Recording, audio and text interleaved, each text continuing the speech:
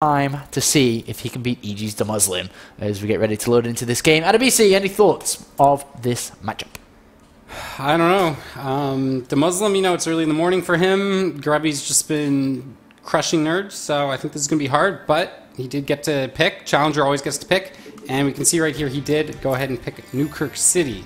All right, Newkirk City. So you obviously wouldn't know, you know this map as soon as you load in. If you played HotS Swarm, if you don't, we'll have a look at a bit of a walkthrough in a minute. Down here in the bottom left, we have EG's Demuslim, Benjamin James Baker. James and John, a common name for Bens, actually, in England. 23-year-old at Demuslim, joined EG a long time ago now. 2011 January, it's over 2 years. And his opponent, the king of the hill so far. 3 games, 6 map victories out of 6. It is, of course, Grubby. And here we do have him spawning down here. This map, if you haven't played it before, it's a relatively simple map in terms of there's your main and there's your natural. Your standard expansion for your third is below your main, and you have this tight compact. This is an expansion where you can see force being taken. I think both players in this matchup will. This expansion there for Grubby can be a little bit difficult to hold on because it's so close to Demuslim. Demuslim's expansion, though, I think may take the high ground here. You know, he made Planetary Fortress up. It's locked. It's an island almost.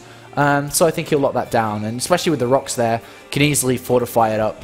But either way, we are going to see how Demuslim, because I haven't seen Demuslim play that much in this matchup, approach here. Of course, Widow Mines has been a big factor in this matchup. Pushes with the Widow Mines.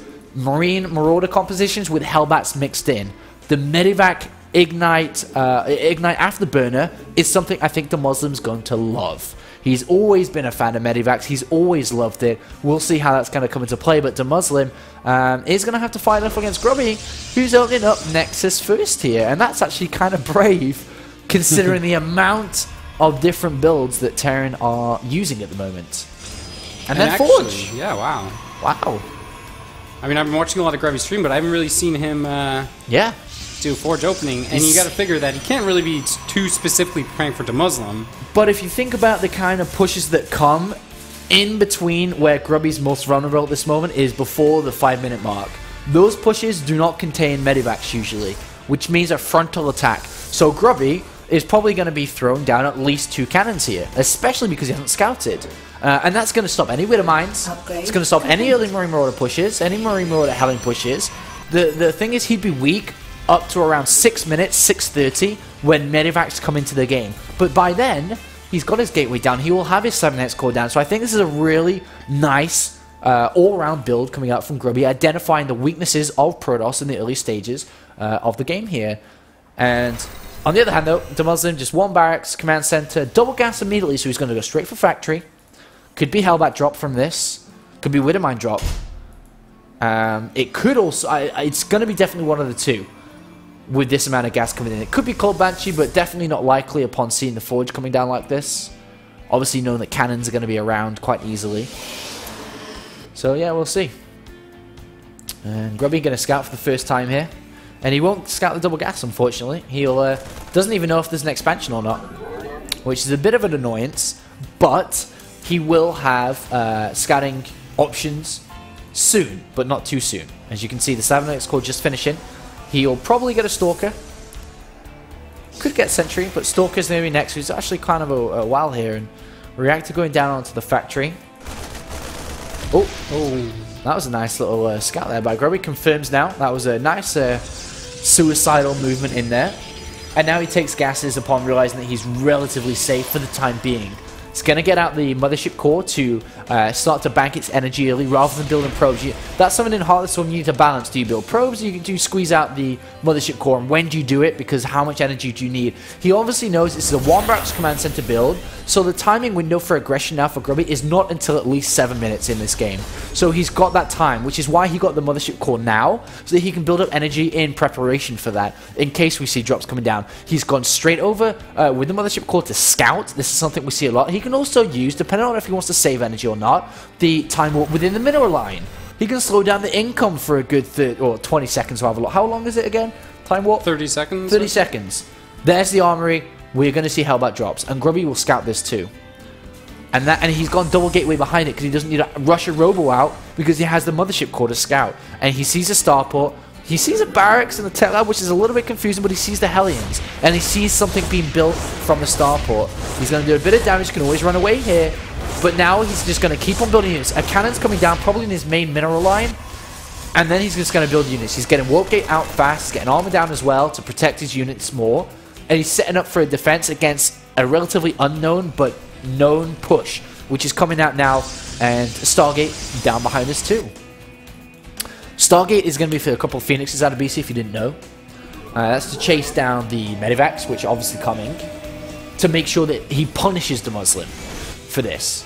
So he just about sees it. Another cannon is coming down. Grubby making sure that he doesn't lose this. Remember, the armory is down, so Hellbats are available. Only 2 per Medivac here. And right, there's the Ignite Afterburners have been lit. The NOS has been struck. And now we see Grubby trying to defend 2 fronts. Remember, 4 Hellions at the natural, 2 in the main. He's not going to break through that easily. He will be able to speed boot. Oh, Demuslim just speeds out, but the Hellions go into the natural here. Oh, he tries to go to pile, but he doesn't quite get it. Not too many probes can go down, though. And that's maybe 4 or 5 probes go down in total. 3. That's not bad for Grubby here. You know, he used the photon overcharge from the mothership core onto the natural nexus. He did not allow the Muslim into the main base, and that was shut down. And that's resources that could have been Stim, could have been 1-1, could have been all these different things. And now we see Grubby with +1 armor done.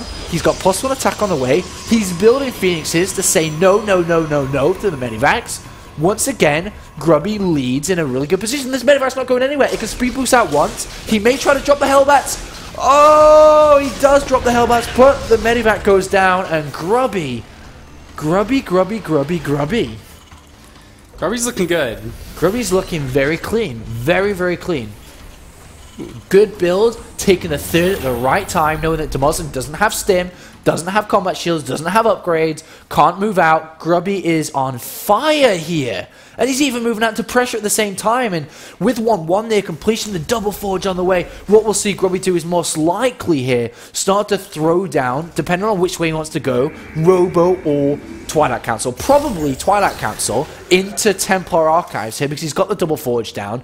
Without the Twilight Council here, he can't continue to upgrade. It makes perfect sense for him to go for that. And it doesn't make sense for him to go Twilight and Robo because it's too much time, too much money, spread too thin to try to go for Colossus. So I think he's going to play Templar Archives here, go straight for Storm, and control this third base, get 6 gases. And you think about the usual metagame. We spoke about it before at BC at the start of Grubby versus BCQT. In the mid stages, because of all the harassment techniques that Terran have, it's them that have map control. It's them that have a faster third. It's them that control the game. But in this game, Grubby's the one doing that at the moment. The question is now, does he have enough at home to defend against a bit of Marine Marauder Hellbat push? He doesn't have Zealot Charge. He has Stalker Sentry, few Zealots, does have 1-1, does have the Mothership Core 2, and has Phoenixes to pick off the Medivac and lift the Hellbats. So we'll see. As I think the best option for Grubby is to pick up the Hellbats and take the fight. I think that's the smartest movement and use of his Phoenixes. Obviously, picking off the Medivacs is great, but is Demuslim going to allow that? Demuslim now sees that and is like, oh crap, man. Playing this game from behind here with only +2 attack on the way for him, 2-1 on the way for Grubby, or 2-2, sorry. As you can see, the structures, the new tabs, not the Swarm, and a BC playing around with them. Highly useful. Gotta get used to them. 11 pylons out on the map, if anybody wanted to know. And here comes another push here. No Widow Mines, just Hellbats mixed in. Combat shields about to finish. Cannon there. Phoenixes have to come in. They have to come defend here. Photon overcharge used on the Nexus. Great force shield. Great defense here by Grubby. Where are the Phoenixes going to be used? Just on the Medivacs by the looks of it. And these Hellbats can't even get close. And Grubby is just holding this position so strong with the Photon overcharge on that Nexus, dealing a good amount of damage for 60 seconds. A massive radius as well. Phoenixes pick up that. There's the smart choice from Grubby, going straight to Templar Archives. Storm will come into this game as he's got 6 gases so fast before the Muslim.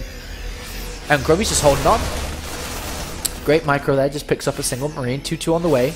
Blink on the way as well. 2-2 near completion for Grubby. Oh, as I say, great micro from Grubby. He messes up that one.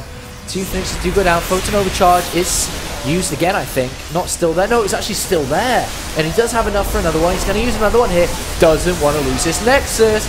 More units need to get warped in. 1-1 here. Archons get warped in. Archon should help push this back. The Nexus stands strong with its photon overcharge. And it keeps this third alive. And now we have Grubby with 2-2 about to complete if he chrono boost in that one. Great harassment wherever that came from. A pylon at the top left, I think. And he gets in there deep, doing damage. But Demuslim is at 140 supply here. He's got a lot of production.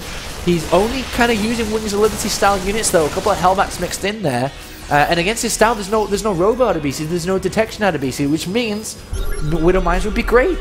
They'd be fantastic for counterattacks from if Grubby was the counterattack hero. Even running in there and using them. Of course, Cannon does give detection, but if it was picked off, either way here, Demuslim at 50-60 supply, and he's keeping the pressure on.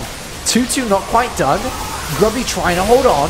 And this is becoming more and more difficult here for Grubby. Despite his great start, he's not using that money. His extra gateways were late. He's banking, 1,300 minerals. He's only warping in a couple units at the same time. But with these 3 extra gateways which are done, it's only 3 extra ones, so it's still not that many.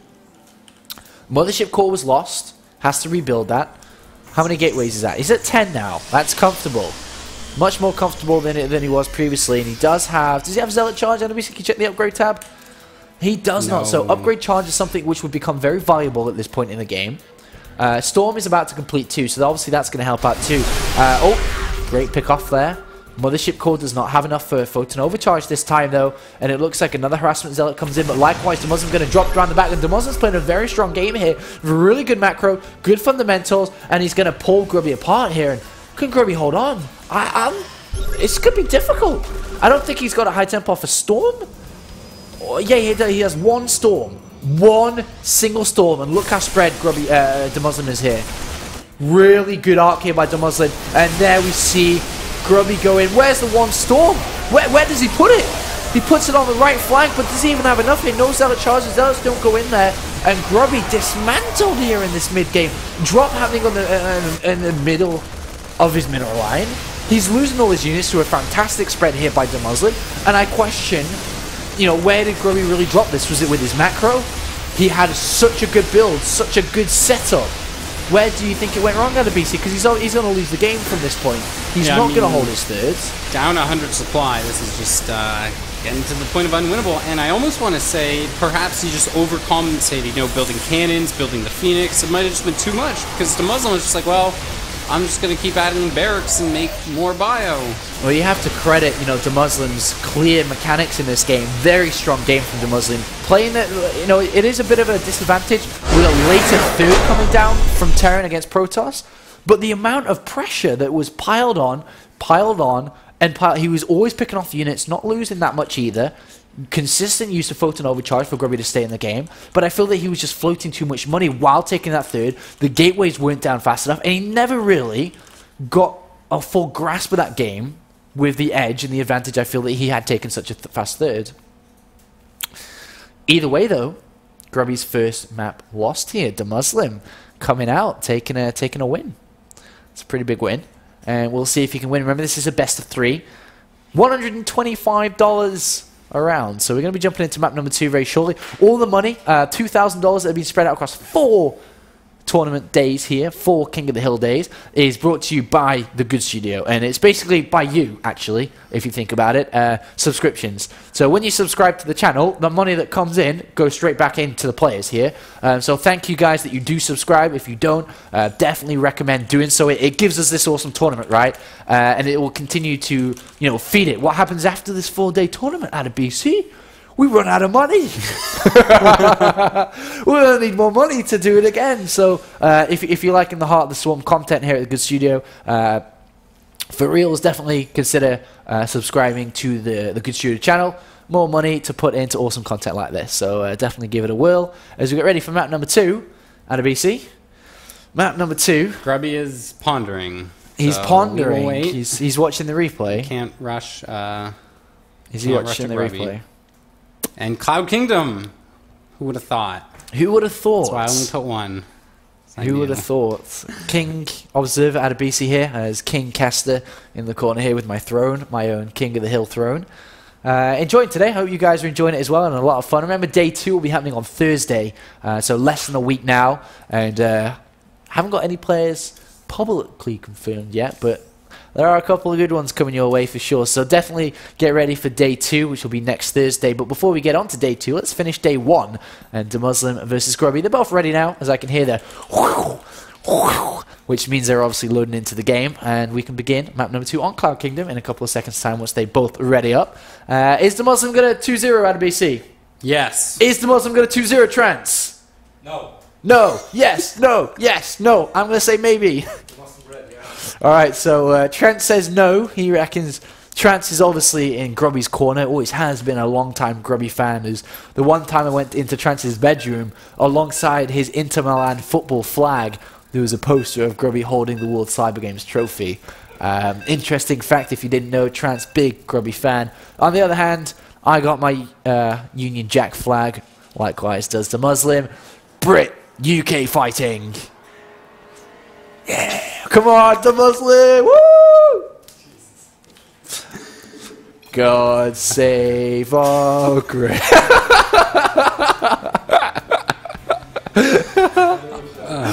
Oh, that's funny. I don't know why, Adabisi. You should have the same national anthem as us, man. You go, Oh, Canada. Oh, Canada. Like, Keep going. No, I don't know anymore. Our home and native. Our home and native. God save the Queen. Maple syrup. Maple syrup. Yeah. Do you mention the Queen in your national anthem? Yeah. I hope you freaking do. She's your bloody Queen. Alright, I give her 2 more years. Anyway. Yeah. 2 more years until she's gone. Yeah. She's lucky if she lasts that long. But anyway. You are horrible. That's my mama. Alright, so Who's it's this? alright. We have EG, Evil Geniuses Demuslim. Great fact there, lives at the EG lab. Is of course nicknamed the Devil Terran for a reason. Actually, do you know the reason? I'll actually question you in a minute. So down here we have Grubby. Of course, 3 times, 3 victories here. His next big land will be the Intellect String Masters World Championship, which will be on HotS. And I'm sure he's very happy about that. But back to the question, do you know why it's called the Devil Terran? I thought Rotterdam just made that up because it sounded cool. Yeah, I think he did. Yeah. But there is a story on Wikipedia, that says it's got something to do about hugging a swan or some Hugging crap. a what? Hugging a swan. Something Hugging like a that. swan. Yeah, I don't know. I don't buy it. I don't get it either. I think it's just like, because it was made up when he was living in Germany and he was doing all that ESL stuff with, that's when it was. Either way, it's Demuslim versus Grubby, and we do not have a gas down again from Demuslim, opting to go 1 barracks command center. And in all honesty, I think that's where Terran is heading in Heart of the Swarm. Even though a lot of players are trying out 1 barracks refinery builds and messing around with aggressive tactics in the early game, when Protoss find a solid build which involves an early nexus, which involves defending that, then it will automatically go to 1 barracks command center and then start to see a switch up. But Demuslim kind of playing it very similar to Wings of Liberty, very minute changes. Medivac speed boosts, obviously 1. And then slight use of the Hellbats. Not too intensively, but in general, relatively similar.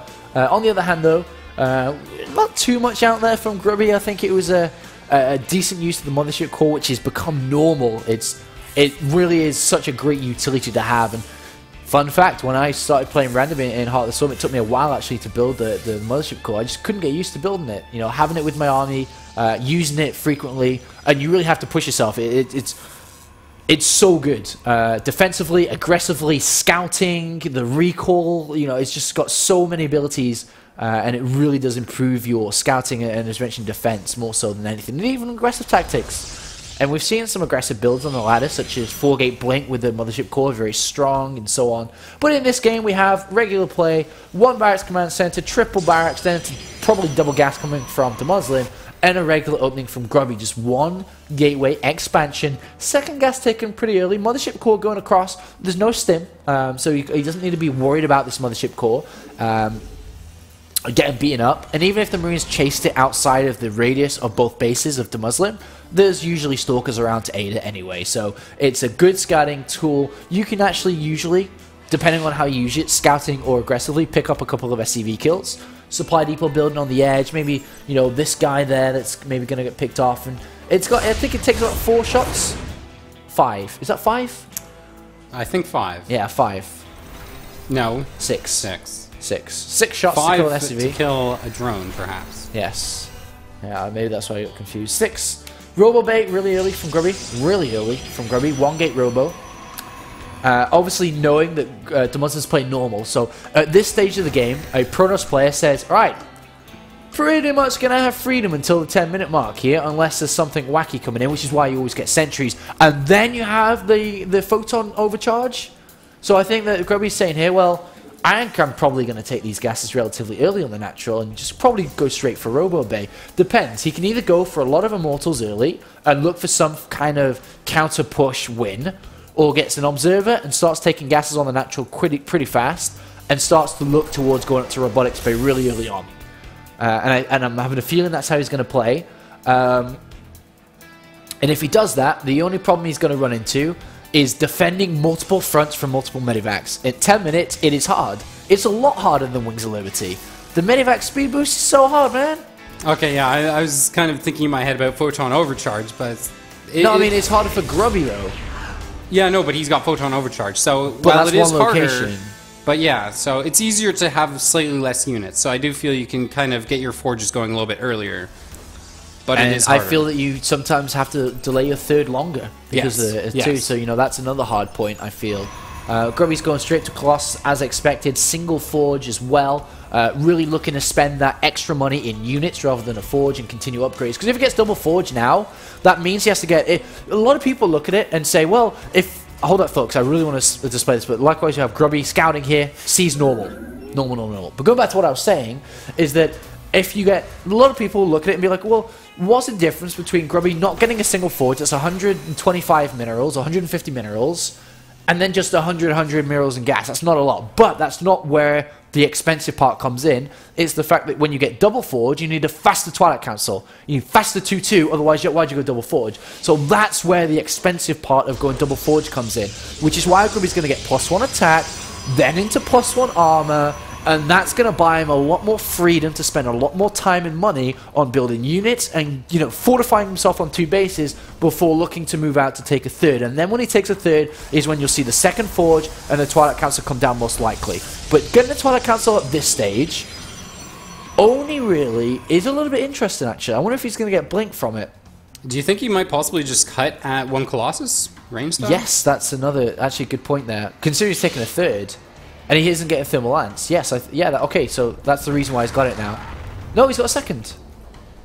But he doesn't have Thermal Lance. That's why they call him the Devil Terran. Why would they call Demuslim the Devil Terran? Oh, I guess, yeah. It's close. There's Thermal Lance coming in. Twilight Council is down pretty early, though. We will give him the option to go +2, which is a little bit weird, though. Going +2 so early, considering the Colossus do so much. But here comes the point we will talk about. The 10-minute mark, ding, is where the Medivac speed boost. Everything can start to become a bit frustrating here. You know, he's going to lose that. That was a given. Probably not smart to take the Nexus so early, given that I said that it is harder to take a third. But we'll see. Double probes kind of being weird. Don't know why he did that. These are hallucinations. Hallucinations, but why? Don't know. Good pick off there by Demuslim. Third going down again. Single Colossus on the way. Blink on its way, so it was for Blink. Pretty early. Helps a lot against this Medivacs, which makes a lot more sense why it was down. Third Colossus on the way. Thermal Lance on its way. Demuslim taking third command center into double barracks, extra barracks, and a double starport. Focusing very heavy on Viking production. Scan goes down, revealing that. Good use of the Hallucinate Finish, just keeping tabs on where the army is and how strong it is. Vikings. Did use a stim, though, to pick it off, which is a little bit unnecessary, maybe. Demuslim's upgrades, just getting that +1 armor as well. Just single armor for both of these guys. Single engineering bay. Armor coming in, which makes a lot more sense. Not going for the Twilight Council with Blink +2, you don't really do that. Because Colossus already deals so much damage. You want armor, you want to keep your Zealots alive longer, and your Colossus surviving a bit longer, too. Dealing that damage. Blink obviously going to help, as mentioned, against the potential drops that Demuslim could be going for, but not heavy drop style coming out from Demuslim, even though I mentioned it. It looks like he's just looking for a frontal attack, considering he's got 2 starports, building 3 Vikings at a time, and he's building towards a 1-1 timing before Storm. So he'll have 1-1, He'll have a lot of Vikings. He'll bring down the Colossus, and then he's going to get in there before High Templar can come into the game to protect Grubby. So, cool choice of units from Demuslim, looking very strong. Nowhere near supply blocked. Hasn't been all game. He's actually playing very clean. You know, fast third, good time, good production, no supply blocks, no wasted units, good micro, and Demuslim's looking very, very good here. Oh God! Oh Jesus! He's got wow, a lot of SCVs here, and he's really looking to hit this hard. Seven Vikings versus 3 Colossus. He's going to hit this. Grubby's got a force field well, and he does. And yeah, that's still good force fields. And you know, the photon overcharge activated. Good force fields again on the right flank here, and the Vikings bringing 1 Colossus down. 2 are remaining. Is the Muslim really doing this here? Another one's going to go down with a photon overcharge. Obviously, this defense is fortified here. Grubby is dropping 85, 87 life. Good game. Whoa. The Muslim just knocked Grubby off King of the Hill. What a timing. I can't believe I missed the SCVs leaving, and then it's all of a sudden like, whoa, he's going. That's a lot of SCV. Double stop, man. He left 11 SCVs at one base and 12 at another. Mining took the rest. Wow. Boom. Boom. 2-0. Grubby looking so strong, and then Demuslim just comes in, goes dead. And Demuslim picks up a win, $125, and will now be your second player, or first player, sorry, for the second day of the King of the Hill series. Look at that. That was such an explosive bust there by Demuslim. Congratulations. He does like his fireworks when he busts things down. And, well, Demuslim, congratulations, buddy. And congratulations to EG as well. Do pick up that victory.